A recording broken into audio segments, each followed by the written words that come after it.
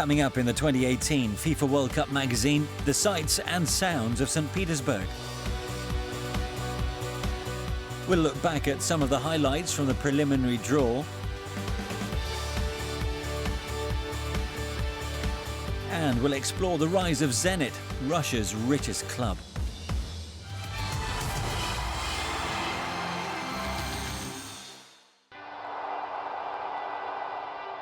The FIFA World Cup, football's greatest prize. 20 tournaments, 8 different winners, memories galore.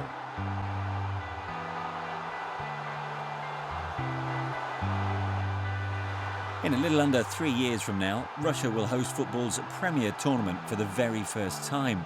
32 nations will contest the final stages, with 64 matches being played in 11 cities across this vast country. Among those hoping to get their hands on the trophy will be 5 nations from Africa, at least 4 from Asia, 13 from Europe, a minimum of 3 from North and Central America, and at least 4 from South America. Oceania may also be represented, although a playoff with a South American nation will have to be negotiated first. Our journey to the finals begins in St. Petersburg, where the who's who of the football world assembled in late July for the preliminary draw. Staging such an event is no easy task, and the polished presentation enjoyed by millions of television viewers around the world was made possible by months of planning and a well-drilled behind-the-scenes operation. It also marked the beginning of a very important journey for the host nation.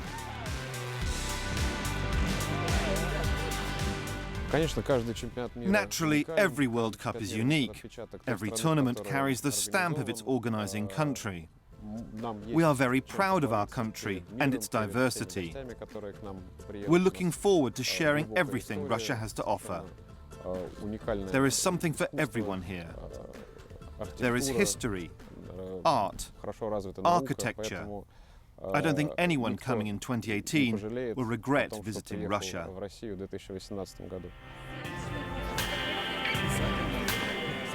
For some of the other host cities, the event offered the perfect opportunity to network with visiting dignitaries and showcase what they have to offer.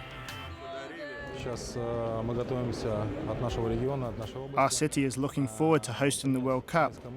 6 games will be played at our new stadium, which will seat 45,000. A recent poll said 83% of the region was excited about the tournament. We are hoping to put on a good show in Nizhny and trust that the finals will go well.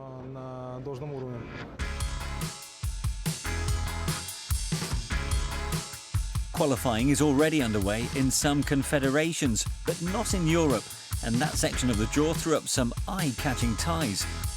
Group G drew the most gasps from the assembled audience as 2 footballing superpowers, 4-time winners Italy and the 2010 champion Spain, were matched.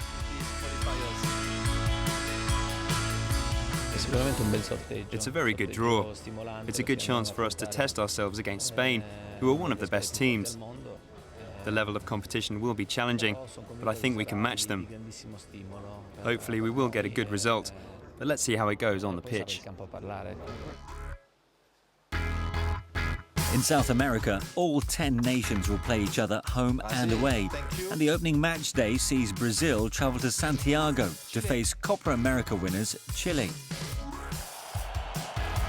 As hosts, Russia qualify automatically, but will prepare for the finals under their new coach Leonid Slutsky by playing friendlies home and away against the teams in Europe's Group H, who are Belgium, Estonia, Greece, Bosnia and Herzegovina and Cyprus. The road to Russia, then, is mapped out for all to see. 31 nations will join the hosts for the main event in June 2018, and the hope is that the tournament's impact will last well beyond its final game. Every World Cup leaves a powerful legacy. After the tournament, every host country experiences a surge in the number of people, especially children, who want to take up playing the game. I don't believe it'll be any different for us. The popularity of football will rise.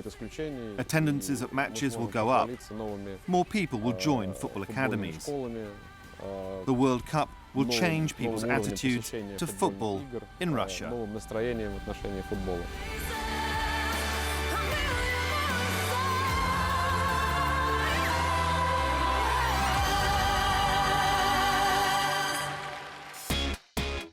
11 of Russia's cities will host the 2018 tournament, and football will only be part of the attraction for visiting fans.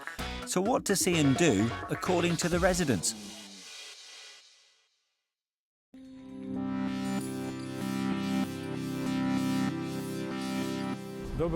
Hi, I'm Sergey, and I'd like to introduce you to my city, St. Petersburg.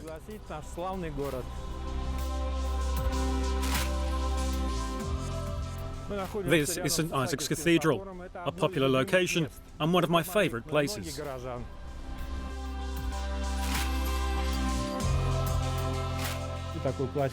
Grand and imposing, it has a classical style. It was built by the French architect Auguste Montferrand and can hold up to 7,000 people. For 70 years, St. Isaac's was Russia's largest cathedral.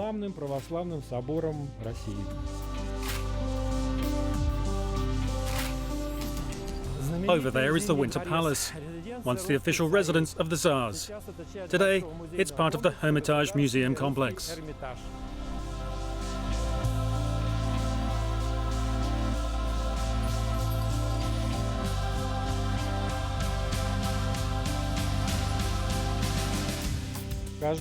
It seems that everyone who visits St. Petersburg wants to come to the Hermitage. It's one of the largest museums in the world and houses more than 3 million exhibits. It has an incredible collection of art and sculptures, and the architecture inside is simply magnificent.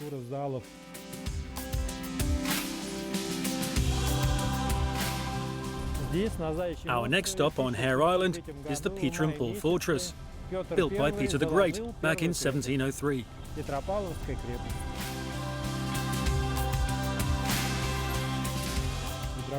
The Petersburg Fortress is the heart of our city. It's where it all began. It was here that Peter the Great gave St. Petersburg its name.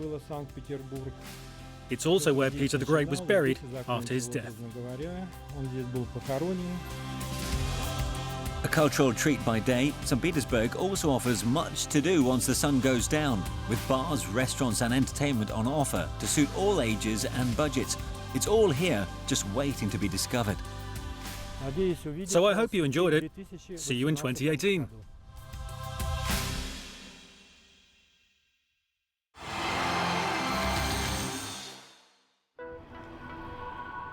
Central to St. Petersburg's preparations for the 21st FIFA World Cup is the construction of the new Zenit Stadium, which is taking shape on the western part of Kachowski Island, overlooking the Gulf of Finland. The new arena is being built on the old site of the Kirov Stadium, a former home of Zenit St. Petersburg. The new stadium will be the dominant structure on the city's sea-facing skyline. The view from the bayside will be spectacular. It will be possible to see the stadium, the new Sea Highway Bridge and the Gazprom Tower. Everyone will be able to take in the futuristic facade, with all these buildings visible. They will change the face of our city, and the stadium will be a prominent feature.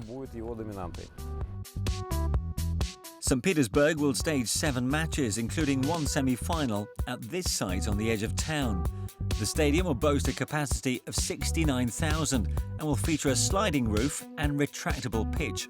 It will be the centrepiece of a state-of-the-art sports complex and is destined to be an impressive FIFA World Cup venue.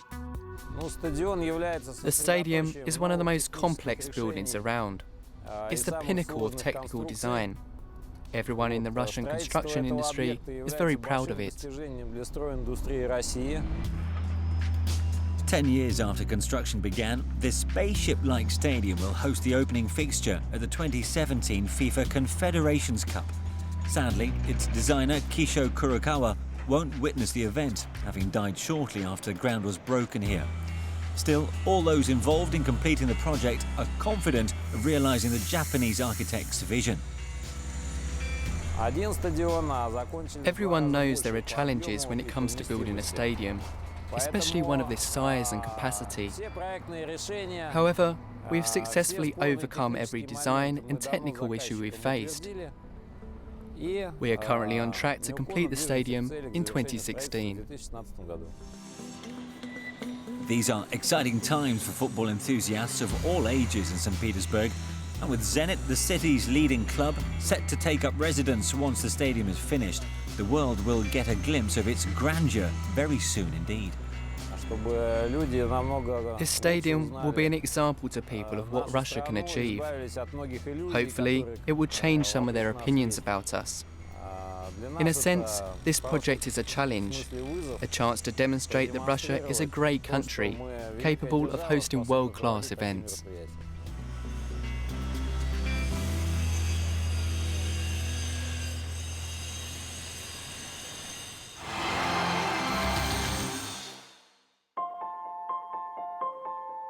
Many visitors to St. Petersburg may already be aware of the work of one of the city's most famous residents. The jewelled eggs that Carl Faberge created are among the most iconic pieces of Russian art. Decorated with gold, diamonds and other precious stones, each egg was a unique creation and every one contained a surprise. There was a particular beauty to his work. It was incredibly precise. All of his creations were perfect. You only have to look at the beautiful watercolours that decorate the eggs and the impressive guilloche enamel. The technique Faberge used was second to none. Even today, no one has been able to replicate the work he did.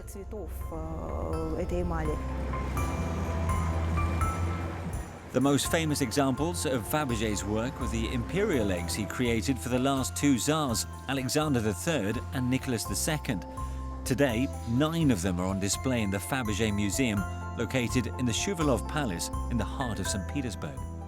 Faberge was very talented. He not only created jewelled masterpieces, he defined our history. His work says so much about Russian culture and history at the end of the 19th and the beginning of the 20th century. The museum, which was opened in 2013, celebrates all of the work produced by the House of Faberge. The imperial eggs attract most attention, but Faberge's company designed many objects, ranging from silver tableware to fine jewellery. And at the height of his success, Faberge had branches in Moscow, Kiev and London. The first thing that all tourists visiting the museum want to see is the eggs. However, it's no secret that Faberge created a number of other unique items. He created a wide range of interesting objects, each with their own sense of grandeur. Each of the 50 or so Faberge eggs were individually named, although not all have survived the passage of time. Those that have include the rosebud, bay tree and imperial coronation eggs, all of which are among those currently on display here in St. Petersburg.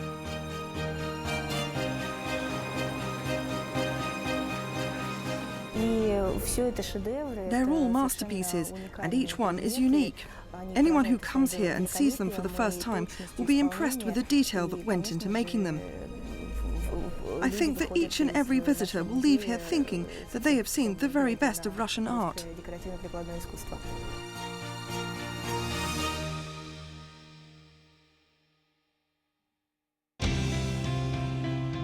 2018 will mark Russia's 11th appearance in the FIFA World Cup finals, and here to share his memories of one of those campaigns, a former Zenit favourite with an eye for goal.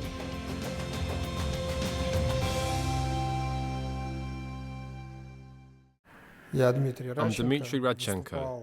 I played as a striker for Russia at the 1994 World Cup finals in America.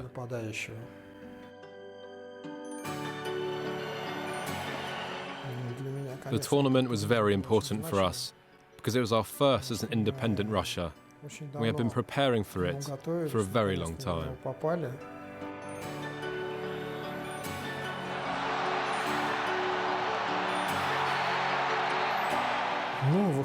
We lost our first 2 matches, but we came into the final game against Cameroon determined to show what we could do. We knew we still had an outside chance to qualify as the 3rd best placed team if we beat Cameroon and beat them well. The final result was 6-1, and Salenko was incredible. Even though we didn't progress, we showed the world what we were capable of.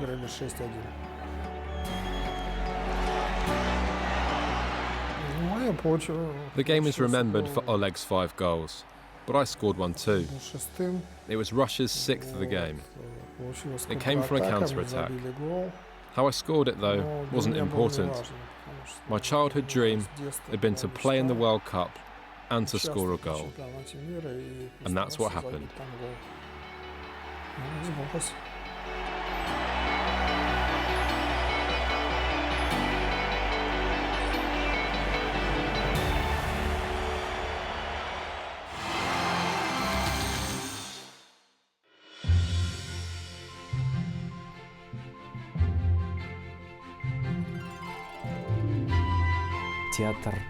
The theatre is full of life. It gives young, creative personalities the opportunity to develop and showcase their talents. It doesn't matter if they're composers, choreographers or performers.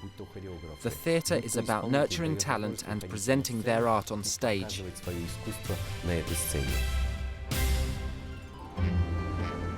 For more than 2 centuries, the Mariinsky Opera Company has been entertaining its visitors with an array of great artistes and stunning performances.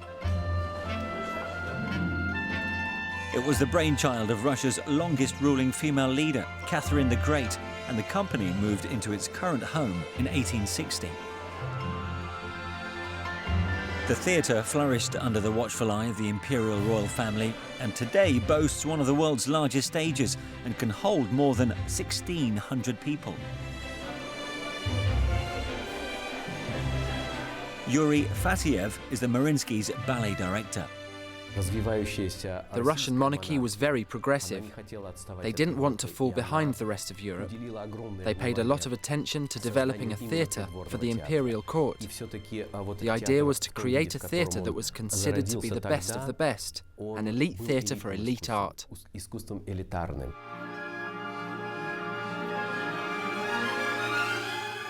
The theatre has hosted the premieres of a number of iconic ballets, including Tchaikovsky's The Nutcracker, as well as the revised version of Prokofiev's Romeo and Juliet. There is a certain beauty in the ballet at the Mariinsky. Ballet is a visual art. It's about the beauty in movement. Here they capture its essence perfectly.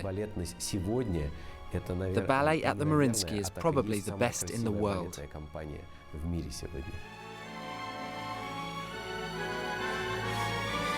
One of the highlights of the calendar at the Mariinsky is the Stars of the White Nights, a series of ballet, opera and orchestral performances masterminded by the theatre's artistic director, Valery Gergiev.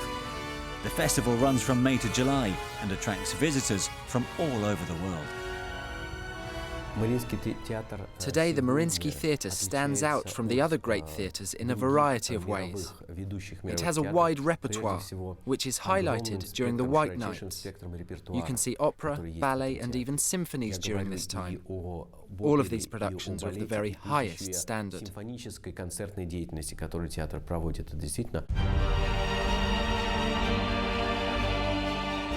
Currently enjoying its 233rd season, the Mariinsky has established itself as one of Russia's premier artistic and cultural centres.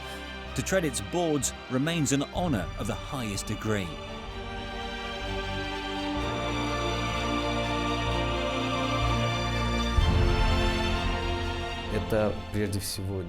To perform here is an unbelievable experience. As you walk out under the lights, you are not only continuing a great tradition, you are also performing at the very highest level. To see the abyss that is the auditorium, to feel the eyes of the crowd with every fibre of your body, to see them react to your performance is an amazing feeling. It's an intense euphoria that cannot be matched.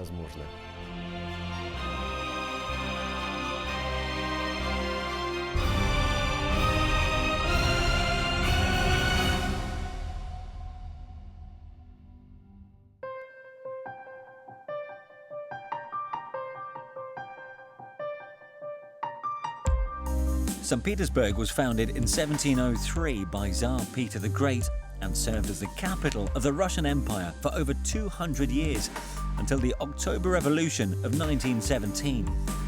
The city, which has been known as both Petrograd and Leningrad, has played a vital role in Russian history. As a nod to its past, it's sometimes known as Russia's northern capital. The city's rivalry with Moscow doesn't rest solely with economics or politics. Teams from Moscow have traditionally dominated the football landscape, but lately the rise to prominence of Zenit St. Petersburg has challenged the status quo. I think people could argue whether or not Zenit is the most popular team in Russia, but in St. Petersburg there is no debate. It's the only team that has a following here, and every youngster dreams of making the first team. Football in Russia plays a big role in people's lives, and they're interested in how their team performs. I think the majority of Russians, not only in St. Petersburg but across the country, are proud of Zenit's success, and they support us, especially when we play in Europe. Thanks to a lucrative sponsorship deal with the country's largest company, Gazprom, Zenit is now Russia's richest club. This investment has allowed them to grow in stature and dispel the image of it being a so-called small club. They've lifted the domestic league title in 3 of the last 5 seasons, but arguably the club's finest hour came in 2008 when they won their maiden continental title, the UEFA Cup. That year we played with a good team spirit and positive outlook. We couldn't believe it when we made it to the final, and then of course to win it made everyone very happy. I think it wasn't just the players and the coaching staff who celebrated that victory, but the whole of Russia too. The club secured their 4th Russian Premier League title last season. As Zenit prepares to celebrate its 90th anniversary, it faces a very modern challenge to its eminence. With a distinctly international pool of players, new league rules limiting the number of foreign players on the field to 6 affect the club more than most. To cope, Zenit has signed a number of up-and-coming local players, while retaining key members of the squad, including last season's top scorer, Hulk. This season is a historic one for Zenit, and we want to do the club, the backroom staff and the fans proud. The fact we are defending champions only motivates us more to retain our title. Sure, it won't be easy, but we'll fight all the way. We have a strong team, and it's up to us to show what we are capable of. There's no doubt that Zenit will be able to rely on their enthusiastic fan base this season. Being the only Premier League club in St. Petersburg guarantees that every game at the Petrovsky Stadium is a sellout. The season has already begun well as Zenit secured their 3rd Super Cup by defeating Lokomotiv Moscow. With Champions League football to look forward to as well this campaign, there's every chance that Zenit St. Petersburg's very own Russian Revolution will continue well into the future.